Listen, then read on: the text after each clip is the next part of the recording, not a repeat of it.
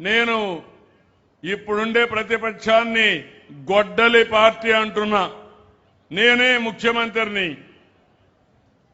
ఇదే మరి ఎన్నికల కంటే ముందు నెల తెల్లవారితో నిద్ర చేశాను.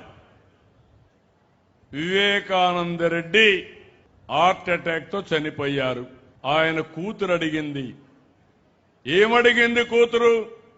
మా నాన్న చనిపోయాడు, ఎట్లా చనిపోయాడో తెలుసుకోవాలి కాబట్టి పోస్ట్ మార్టం చేయమని. అప్పుడు పోస్ట్ మార్టం చేశారు. గొడ్డలితో తలంతా కూడా నరికేశారు. రూమ్ అంతా రక్తం. అక్కడి నుంచి అది చూసిన తర్వాత వీళ్ళంతా కూడా నాటకాలు మార్చేశారు. తర్వాత నెక్స్ట్ డే నా చేతిలో కత్తి పెట్టి నారాసుర రక్త చరిత్రని పేపర్లో వేసాడు.